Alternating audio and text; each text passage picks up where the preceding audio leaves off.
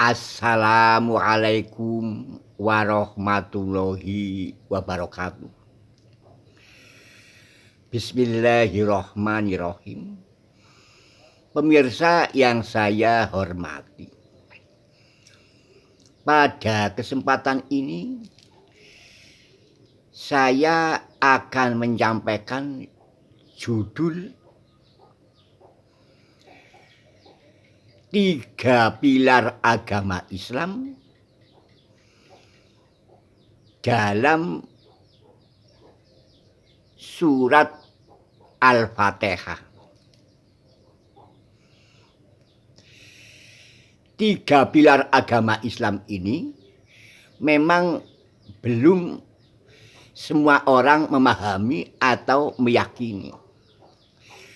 Mayoritas umat Islam hanya meyakini ada dua pilar dasar agama Islam, yakni rukun iman dan rukun Islam.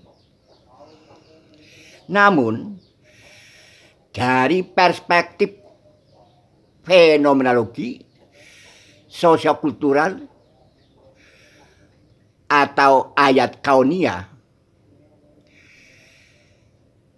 dua pilar itu, rukun iman dan rukun Islam, serasa belum lengkap mewakili konsep Islam yang kafah atau yang menyeluruh. Padahal Allah berfirman, udhuli fi silmi kafah, masuklah engkau ke dalam Islam secara menyeluruh. Maka kalau hanya dua pilar saja, yakni rukun iman dan rukun Islam, maka konsep Islam kurang menyeluruh, kurang inklusif, melainkan eksklusif. Atas dasar itu, dengan tinjauan fenomenologi atau ayat kauniyah, saya meyakini bahwa ada tiga pilar Islam yang menjadi tiga hal pokok isi dari ajaran Islam, yang meliputi rukun iman, rukun Islam, dan konsep ihsan. Lantas mungkin pemirsa bertanya, apa asbabun nuzul dari tiga pilar agama Islam ini? Asbabun nuzulnya adalah pertanyaan malaikat Jibril secara langsung pada Nabi Muhammad SAW. Menurut hadis riwayat Sayyidina Umar Ibnu Khattab. Dalam hadis itu, malaikat Jibril menanyakan beberapa pertanyaan. Namun ada tiga hal pertanyaan penting yang terkait, yang mewacanakan tiga pilar agama Islam, yakni konsep iman, konsep Islam, dan konsep ihsan. Yang menarik, tiga pertanyaan ini didahului dengan pertanyaan mahuwal Islam, apa itu Islam? Jadi malaikat Jibril bertanya pada Muhammad, terangkan aku tentang Islam. Kemudian bertanya lagi, terangkan aku tentang iman. Kemudian bertanya lagi, terangkan aku tentang ihsan. Jadi yang menarik, pertanyaan soal Islam lebih dulu ketimbang soal iman. Mengapa? Karena secara fenomenologi atau ayat kauniyah, bahwa soal Islam itu hal yang syahadah, yang tampak. Sedang Nabi kan mewakili manusia umumnya. Maka malaikat Jibril pintar, cerdas, mungkin diperintah oleh Allah. Yang ditanyakan lebih dulu pada Nabi adalah apa? Hal yang syahadah, yang tampak, yakni rukun Islam, yang diantaranya menyangkut hal sholat, hal haji, hal puasa, hal zakat. Itu kan hal syahadah yang dapat dilihat oleh mata, yang dapat dipahami oleh manusia umumnya. Maka malaikat Jibril dalam bertanya ini mendahulukan pertanyaan tentang Islam daripada soal iman.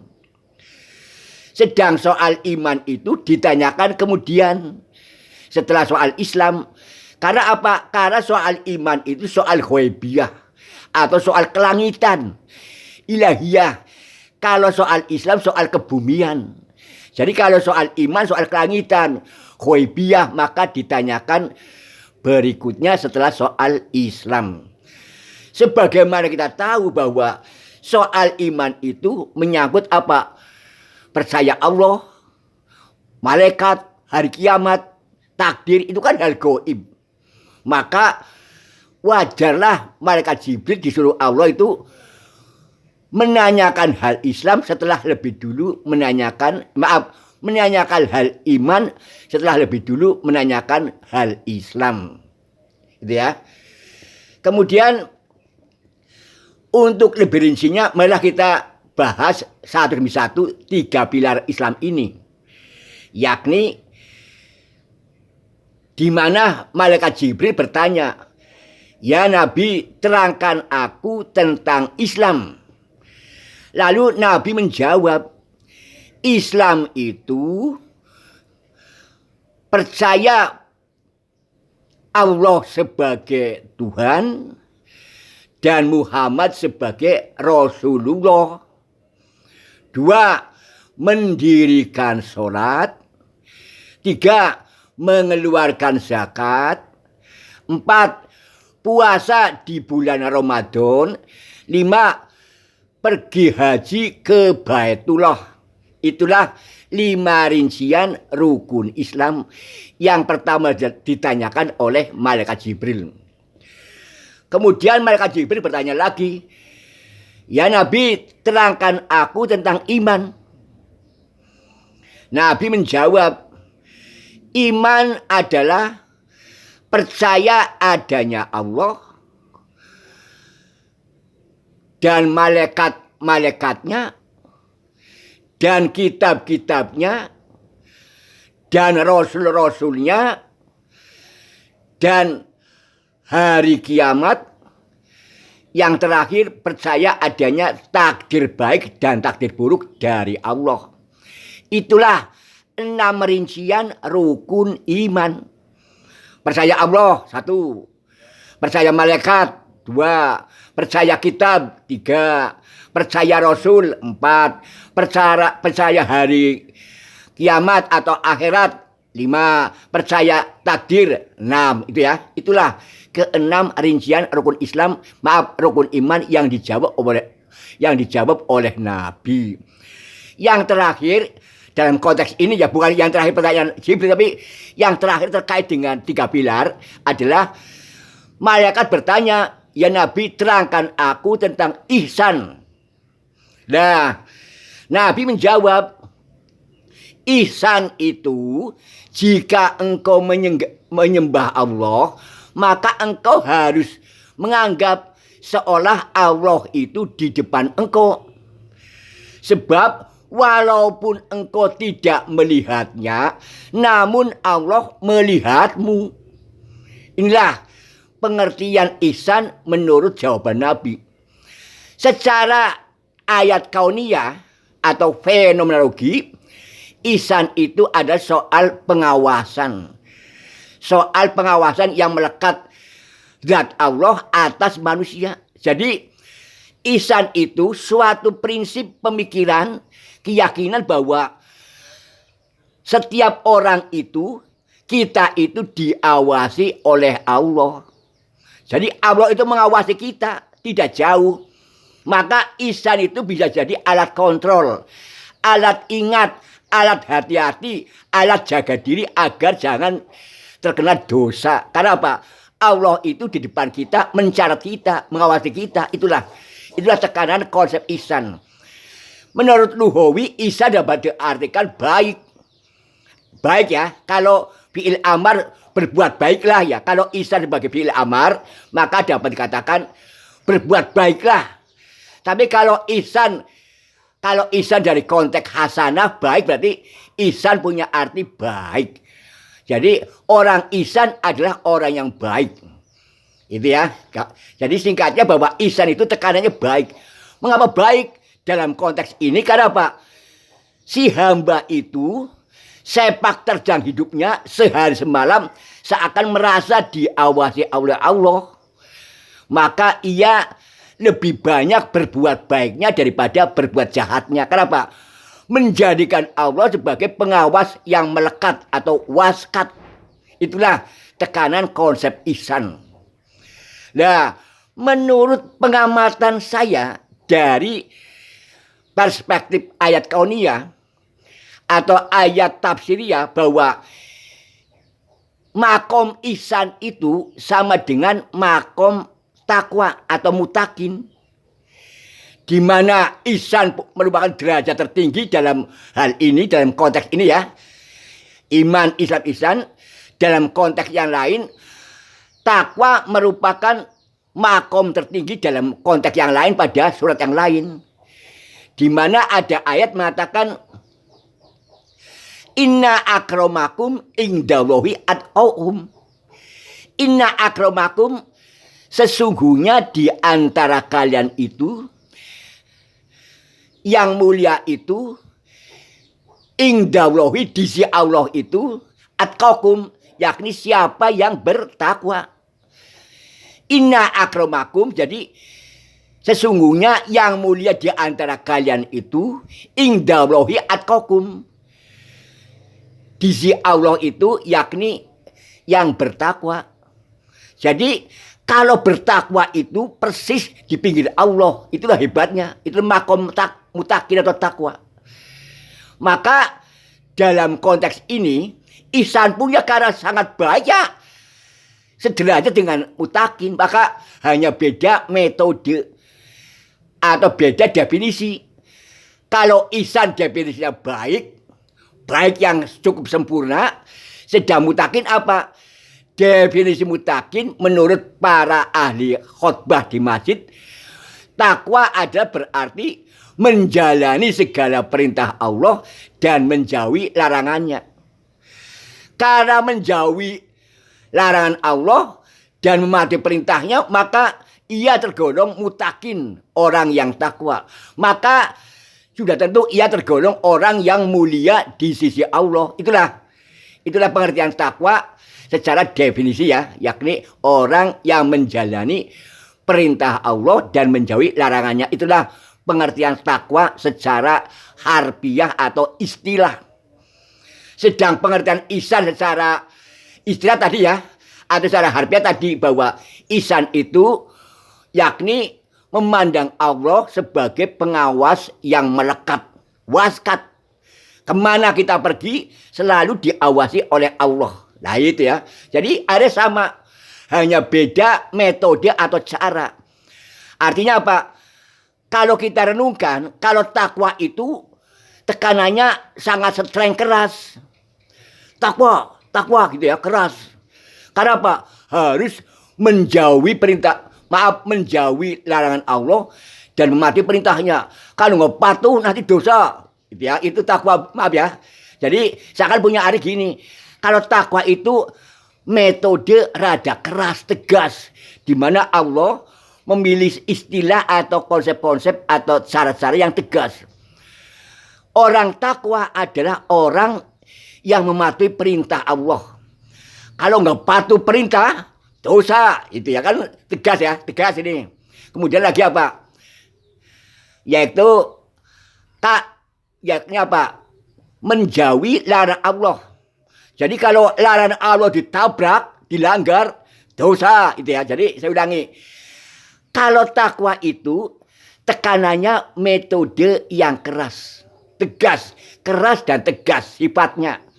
Tapi kalau ihsan, maaf, sekalipun nilainya sama dengan takwa, tekanannya kelembutan, pendekatan kelembutan atau soft approach, ya, atau takorub soft, pendekatan jernih dia, itu ya, takorub soft itu ya, pendekatan jernih. Jadi kalau ihsan itu tekanannya pendekatan halus, metode yang halus.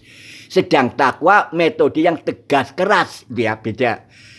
Cuman yang saya disayangkan kalau pada Jumat masjid, pada Jumatan di masjid tekanannya apa? Pakai konsep takwa. Padahal takwa itu terkadang metode yang keras. Padahal yang alangkah baiknya dalam khotbah Jumat masjid jangan hanya takwa saja. Karena apa? Fakta yang nyata jutaan khotbah mengatakan takwa, banyak pula yang tidak takwa, itu ya. Itu ya kan fakta ya. Banyak orang berdakwah di masjid saat sholat Jumat mengajak takwa, tapi apa? Ujung-ujungnya banyak pula yang tidak takwa. Mengapa? Mungkin karena tegas keras, tidak tahu detail, maka dia tetap apa? Balelo, membantah, itu ya. Nah itu. Jadi seakan metode takwa dalam khotbah Jumat di jutaan masjid seakan tidak fungsional, tidak efektif. Maka bagi saya alangkah baiknya khotbah Jumat itu di samping dengan tekanan metode takwa juga metode ihsan. Nah itu karena apa? Ihsan itu lebih halus, lebih manusiawi, lebih demokratis. Kalau takwa ada berbau otoriter, berbau keras itu ya. Nah itu berbau power, kekuatan itu ya. Jadi ya. Kalau ihsan tidak, demokratis, soft, halus, kelembutan, kemanusiaan, humanisme itu ihsan. Buktinya apa? Buktinya tadi bahwa ihsan itu jika engkau menyembah Allah, engkau harus menganggap bahwa Allah itu di depanmu. Sebab walaupun engkau tidak melihatnya, Allah itu melihatmu. Betapa ya, ini betapa indahnya pengertian ihsan.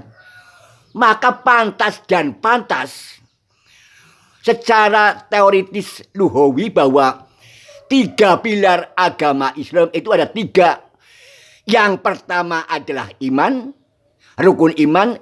Yang kedua rukun Islam. Yang ketiga konsep ihsan. Nah ini bukan konsep takwa, karena takwa nampaknya kurang humanisme, kurang demokratis. Maka yang pantas adalah apa? Iman, Islam, dan ihsan. Sampai para wali dalam berdakwah pun selalu menggaungkan 3 konsep ini. Iman, Islam, dan ihsan. Dalam teorinya yang namanya apa? Rukun agama. Rukun agama iku ana 3. Iman, Islam, dan ihsan. Iman iku rukun iman, Islam iku rukun Islam, ihsan kue tumindak kang apik. Nah itu ya.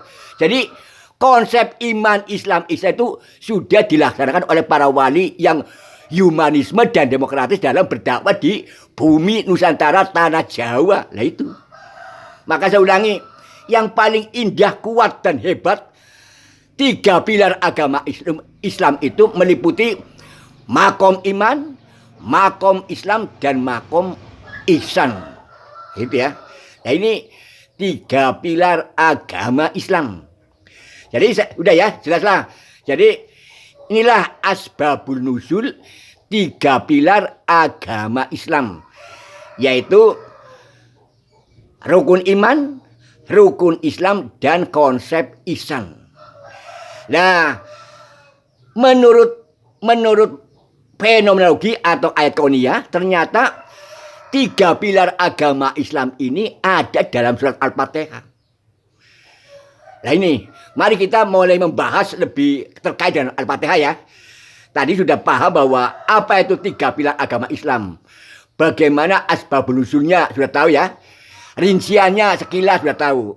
Nah sekarang kita mulai membedah keterkaitan 3 pilar agama Islam dalam konteks surat Al-Fatihah. Sebagaimana kita tahu bahwa surat Al-Fatihah itu menurut Imam Syafi'i ada 7 ayat yang diawali dengan ayat basmalah. Bismillahirrahmanirrahim yaitu 7 ayat. Nah kemudian surat Al-Fatihah itu dalam teori Islam memiliki banyak sebutan. Antara lain Al-Fatih bisa diartikan surat pembuka. Surat yang membuka kitab suci Al-Quran. Itulah Al-Fatihah ya. Al-Fatihah. Kemudian ada disebut umul kitab, induk kitab. Induk artinya besar. Berarti apa? Berarti dalam surat Al-Fatihah itu mengandung tema-tema besar. Konsep-konsep besar itulah makna harfiahnya. Apa saja konsep besar itu? Antara lain apa? Konsep zat, asma, sifat, Rahman, Rahim. Konsep bersyukur, alhamdulillah. Konsep alam semesta, alamin. Konsep penguasa, maliki. Konsep hari akhirat, yaumiddin. Konsep menyembah, na'budu. Konsep minta pertolongan, nasta'in. Konsep hidayah, ihdi atau huda.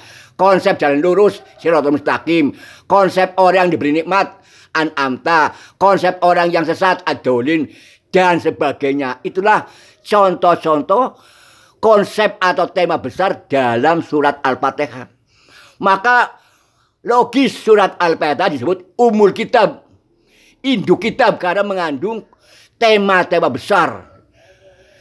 Tema-tema besar inilah yang diurut jabarkan oleh Allah secara empiris, secara kitabi dari surat Al-Baqarah sampai surat An-Nas. Ya, misalnya apa? Misalnya konsep sifat Allah, ya bisa dalam surat ayat kursi, ya itu kan menggambarkan sifat Allah. Konsep alamin mengandung negara pada surat At-Tin oleh sama saya itu ada ya. Jadi konsep alamin tempat negara nanti diterangkan dalam surat At-Tin tentang negara itu ya. Udah ya. Nah itu konsep alamin mengandung ujian, di mana manusia itu sampai ada ujian, susah, ada kesukaran, ada kemudahan, ada jiwa lega, dada lega. Digambarkan dalam surat Al-Insyirah. Itu. Konsep alamin yang terkait dengan apa?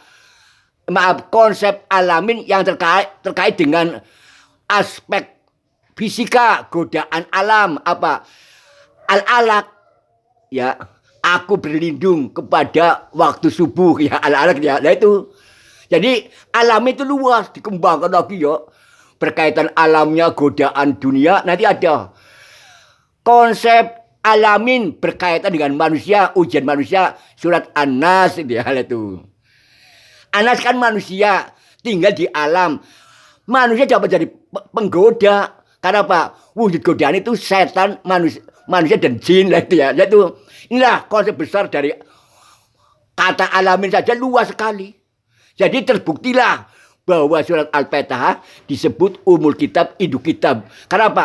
Mengandung tema-tema besar yang diurut jabarkan oleh Allah di dalam surat Al-Baqarah sampai surat An-Nas yang jumlahnya ada 113 surat.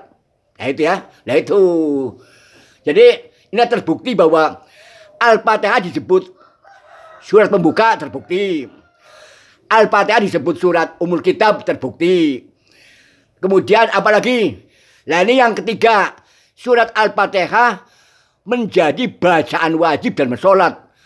Mengapa? Nah ini jawabannya secara ayat kauniyah atau fenomenologi, yakni ilmu untuk membaca dan melihat dan menangkap arti dari fenomena yang tampak atau fakta yang tampak.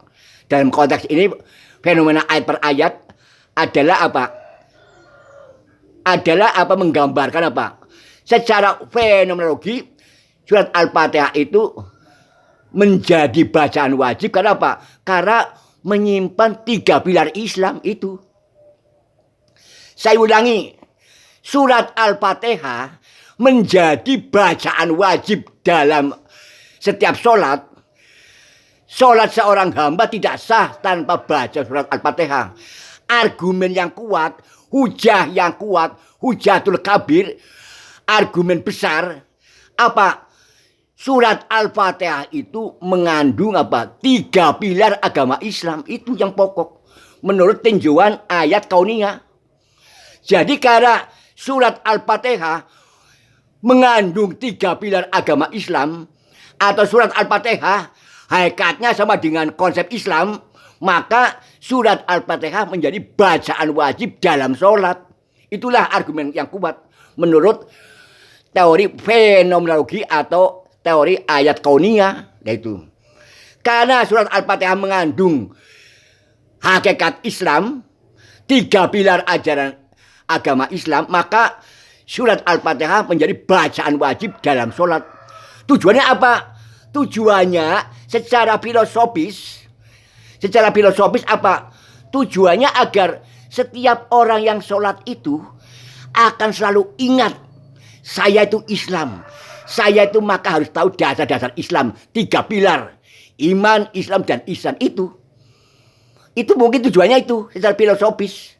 Bahwa dengan orang itu sholat, baca Fatihah, maka dia ingat. Oh, ternyata Islam itu punya 3 pilar yang harus diingat dalam otak, direnung dalam hati, diwujudkan dalam ucapan, dipraktekkan dalam perbuatan kehidupan. Itulah ini yang mendasar. Jadi secara filosofis atau secara ayat kauniyah atau fenomenologis, karena apa? Karena surat Al-Fatihah mengandung 3 pilar agama Islam, atau surat Al-Fatihah equivalence, sama nilai dengan hakikat Islam itu sendiri, maka surat Al-Fatihah menjadi bacaan wajib dalam sholat. Sholat seorang hamba tidak sah tanpa baca surat Al-Fatihah. Lah ini menurut tinjauan fenomenologi atau ayat kauniyah. Maaf, sebelum ini bahwa belum ada satupun yang apa? Yang mengatakan demikian. Ini baru saya lewat tinjauan fenomenologi, menggebrak sesuatu yang misteri menjadi lebih terang benderang. Oh iya, ternyata super logis lah. Surat Al-Fatihah menjadi bacaan wajib dalam sholat. Karena apa? Dalam Al-Fatihah terkandung 3 pilar ajaran Islam, 3 pilar agama Islam, atau terkandung apa? Nilai besar Islam. Bahkan 3 pilar agama Islam ini, surat Al-Fatihah ini seakan apa? Ekuivalen, sama nilai dengan esensi ajaran Islam. Udah jelas ya? Jelas sampai sini. Jadi surat Al-Fatihah ada 3 sebutan. Al-Fatihah pembuka kitab suci Al-Quran. Al-Fatihah induk kitab mengandung tema besar. 3. Al-Fatihah menjadi bacaan wajib dalam sholat. Karena apa? Di dalamnya ada 3 pilar agama Islam. Rukun iman, rukun Islam, dan konsep ihsan. Nah ini ya. Nah ini. Nah maka sekarang tibalah saatnya kita buktikan secara bersama. Apakah betul 3 pilar agama Islam itu, apakah betul 3 pilar, apakah betul 3 pilar agama Islam itu, rukun iman, rukun Islam, dan konsep ihsan ada dalam surat Al-Fatihah? Mari kita bedah bersama. A'udzu billahi minasyaitonir rajim. Ayat 1. Bismillahirrahmanirrahim. Bismillah dengan menyebut nama Allah. Ar-Rahmanir-Rahim, yang maha pengasih lagi maha penyayang. Nah, ini dari ayat 1 ini kita menemukan hakikat konsep iman. Apa? Yaitu lafaz ilah atau Allah. Nah itu ya. Lafaz ilah atau Allah, bismillah, ilah atau Allah, mewakili rukun iman yang pertama. Apa? Percaya adanya Allah. Nah ini.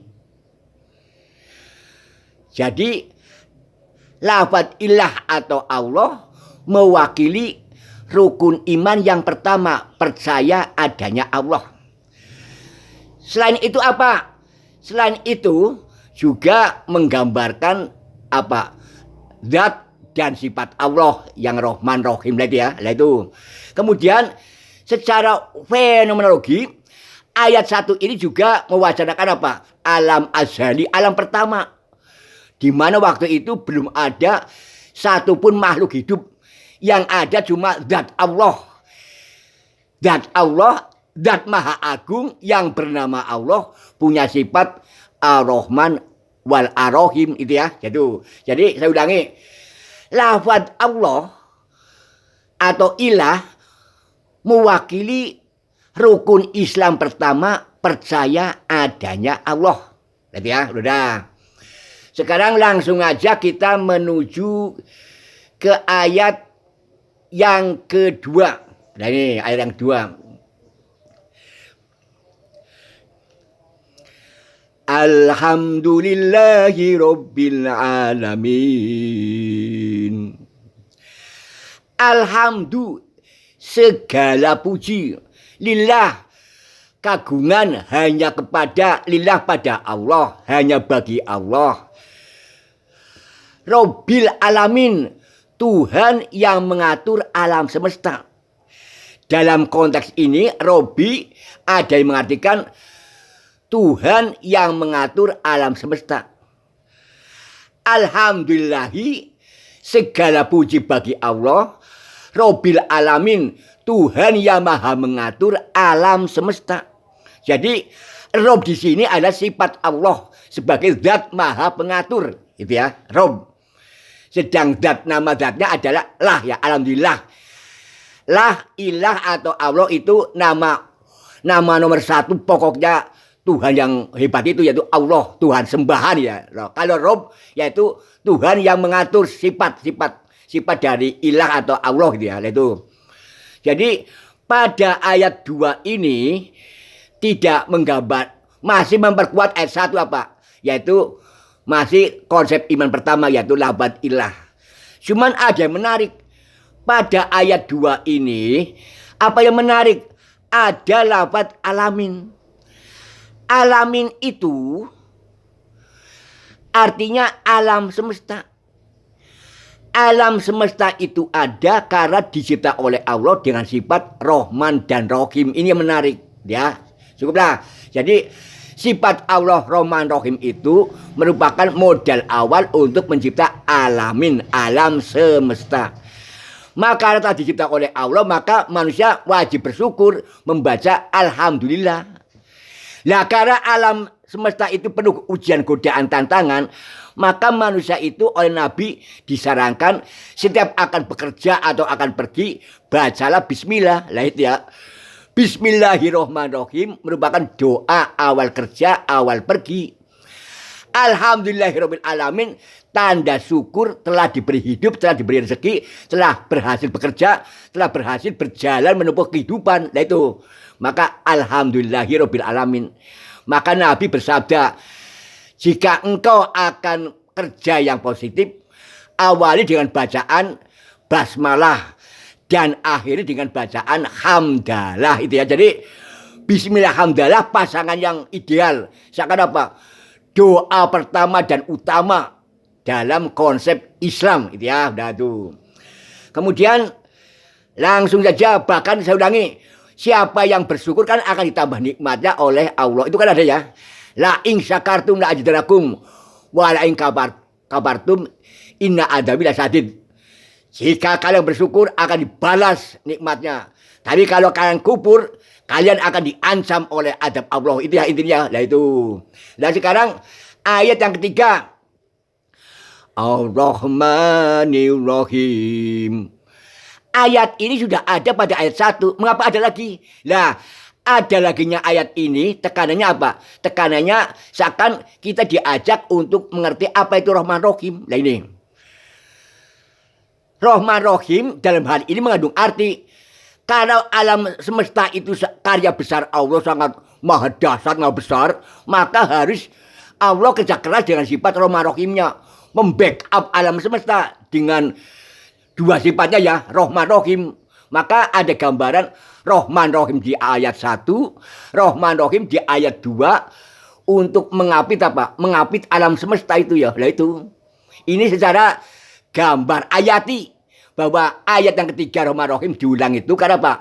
Allah itu kerja keras, lebih efektif membackup alam semesta Maka digambarkan apa? Ada dua lafaz Rahman Rahim pada ayat 1 dan 3. Itulah gambaran kerja keras Allah membackup alam semesta agar tidak terjungkir, tidak terbalik, tidak hancur, tidak luluh. Lihat ya. Di backup dengan lafaz Ar-Rahman Rahim pada ayat 1 dan Ar-Rahman Rahim pada ayat 3. Ya.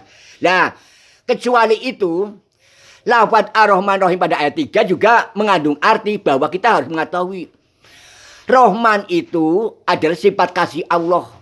Sifat kasih Allah itu 100% diberikan di dunia alam dunia ini ya. Yaitu sifat apa? Sifat kasih, nikmat kasih. Misalnya apa? Nikmat dunia, nikmat senang, nikmat pangkat, nikmat uang, nikmat harta benda, nikmat apa saja yang enak-enak. Itu namanya nikmat kasih Allah ya. 100% diberikan di dunia. Bagi orang yang beriman atau tak beriman diberi. Orang kafir kaya raya. Ya karena mereka dapat nikmat kasih Allah. Allah maha adil. Tak pandang kafir, tak pandang muslim. Mereka diberi nikmat kasih. Yaitu gampangannya nikmat duniawi. Ya. 3 harta, tanta, kasta, benda. Nah itulah nikmat kasih Allah. Nah kemudian kalau rohim ada nikmat sayang Allah. Nah, ini beda. Ini spesifik khusus. Nikmat sayang itu hanya diberikan pada orang apa? Pada orang yang beriman saja. Yang tak beriman tak dapat nikmat sayang.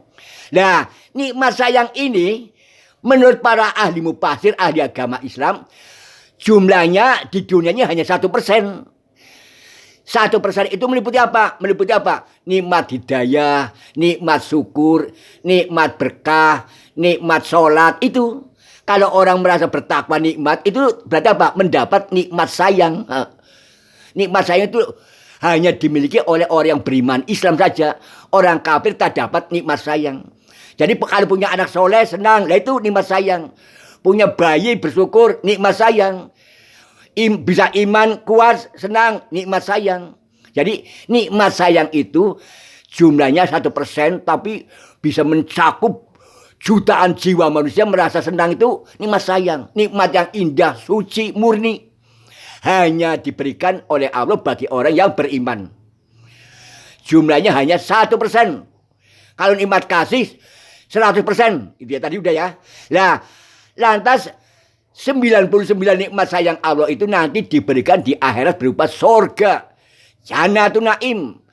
Jannatul Ibad. Sorga yang abadi. Jannatul Baq. Sorga yang kekal. Itu ya. Lain nanti. Jadi nikmat sayang Allah yang 99% itu berupa sorga yang abadi. Kalau nikmat sayang Allah dunia hanya 1%. Yaitu apa? Bisa berbuta anak soleh, iman Islam, nikmat iman Islam ya. Itu ada ya. Nikmat iman Islam tergolong nikmat sayang. Punya istri soleha, nikmat sayang. Keluarga sakinah mawaddah warahmah, nikmat sayang. Banyak ya, pahamlah. Pokoknya nikmat sayang itu atau ar-Rahim ya. Apa rujukan dari ar-Rahim ya, Rahim ya. Itu terkait dengan apa? Hanya orang iman sajalah yang dapat nikmat sayang. Yang di dunia ini berjumlah 1%. Udah ya, pahamlah, jelas lah. Jangan repot ya. Gampang ya, gampang. Nah, kita menginjak ke ayat yang keempat ya. Maliki yaumiddin. Maliki yang menguasai yaumiddin, hari pembalasan. Yaum, hari, din, pembalasan. Jadi Allah itu punya sifat malik. Zatnya menguasai hari pembalasan di alam akhirat atau di alam kiamat atau hari mizan, hari pertimbangan amal, gitu ya. Nah itu disebut Maliki Yaumiddin. Dalam konteks ini, lafaz Yaumiddin mewakili rukun iman yang kelima. Percaya adanya hari akhirat, hari kiamat, hari pembalasan atau hari penimbangan amal, ya. Jadi tadi ayat 1 lafaz Allah mewakili apa? Konsep Islam konsep iman rukun iman yang pertama, percaya dari Allah, kemudian ditambah lagi percaya adanya hari akhirat atau hari kiamat pada lafaz Yaumiddin. Berarti ayat 1 dan 4 surat Al-Fatihah mewacanakan konsep iman, yakni rukun iman pertama dan kelima.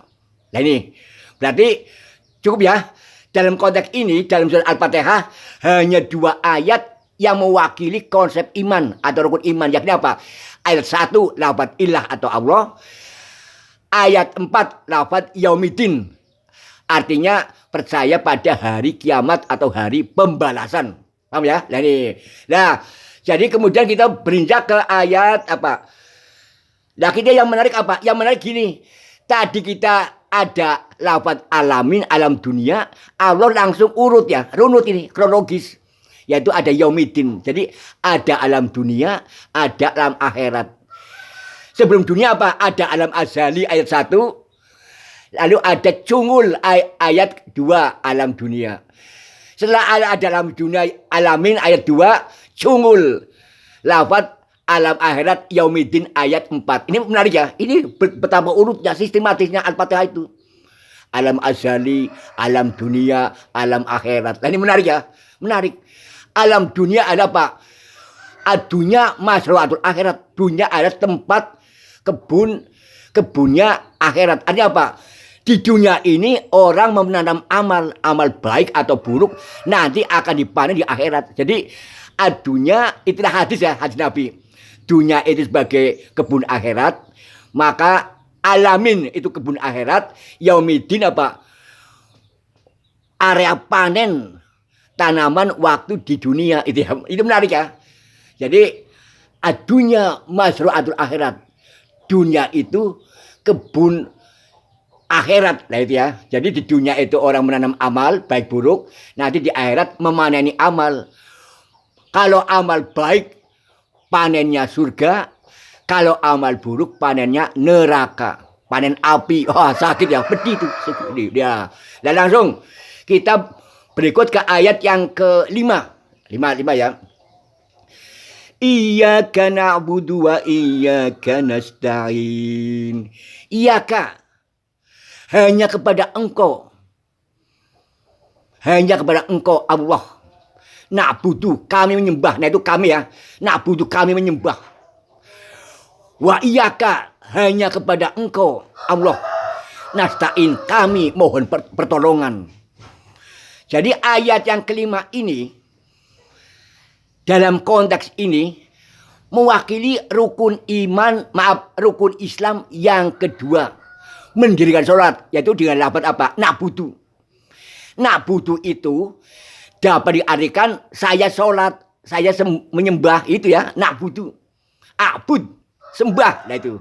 Jadi ayat 5 ini mewakili konsep rukun Islam yang kedua, mendirikan sholat. Lihat lafaz na'budu. Nah itu memang hebat ya. Tadi iman sudah, sekarang Islam ya, Islam ya. Rukun Islam. Rukun Islam di sini hanya diwakili oleh satu lafaz na'budu, menyembah atau sholat. Nah, kemudian ini menarik ya. Jadi rukun iman dulu, urut baru rukun Islam, na'budu. Nah, yang menarik lagi apa? Yang menarik lagi ini padahal kalau sholat kan sendirian bisa ya, bisa berjamaah. Tapi mengapa pakai na'budu? Memang yang menyembah Allah itu pada prakteknya jutaan manusia nyembah Allah. Maka lafaznya na'budu, kami, bukan saya. Kalau tak butuh kan ya, maaf, kalau tak butuh saya menyembah kan nanti seakan nggak berlaku bagi yang lain ya. Ternyata maka di sini menariknya apa? Pakai lafaz na'budu, kami. Memang yang menyembah Allah itu prakteknya sangat banyak. Maka mengatakan na'budu ya bisa arti saya, bisa arti kami, itu ya. Itu menariknya. Menurut para ahli lughawi bahwa mengatakan na'budu bisa untuk perorangan, bisa untuk jamak. Semua sama-sama sah dan valid, itu ya. Itu. Kemudian yang menarik lagi apa? Nasta'in. Kami mohon pertolongan. Mengapa pertolongan? Ingat bahwa bicara alam dunia alamin, bicara alam akhirat yaumidin, pasti ada ujian berat, sangat berat yang manusia nggak bisa menghadapinya. Maka harus minta tolong agar apa? Agar di dunia selamat alamin, agar di akhir selamat yaumidin. Lah itu ini menarik. Hebatnya Al-Fatihah itu singkat tapi padat maknanya. Maknanya bisa membumi, melangit, menyamudra. Lah itu Al-Fatihah. Kalau dikaji itu hebat. Ya, saudangi. Jadi ia karena butuh hanya pada Engkau Allah aku menyembah, aku sholat. Nasta'in hanya pada Engkau Allah kami mohon pertolongan. Kenapa? Dunia penuh godaan, dunia penuh tantangan, dunia penuh dosa pindosa. Dan akhirat sangat mengerikan. Ada neraka yang mengancam kita. Maka hanya Engkau lah yang bisa menolong hak kami lepas dari siksa neraka. Nah itu. Sehingga hanya Engkau lah ya yang bisa menolong kami masuk surga. Nah ini. Ayat 5 ya. Sudah. Jadi rukun Islam hanya diwakili oleh satu ayat, yakni ayat kelima. Lafaz na'bud atau abud ya. Hal sholat. Langsung aja kita cepat ya, ekspres. Kereta cepat. Yaitu ayat yang ke-6. Ini yang ke-6. Ihdinas siratal mustaqim. Ihdina, tunjukkanlah kami. Ini masih kami juga ya, menarik. Tunjukkanlah kami as-siratal mustaqim, jalan yang lurus. Nah ini. Nah, ayat yang ke-6 ini mewakili konsep ihsan, yakni lafaz ihdi huda, petunjuk hidayah. Lah ini. Apalagi siratal mustaqim, jalan yang lurus. Jadi konsep ihsan itu dalam konteks ini diwakili dua lafaz, hidayah dan siratal mustaqim.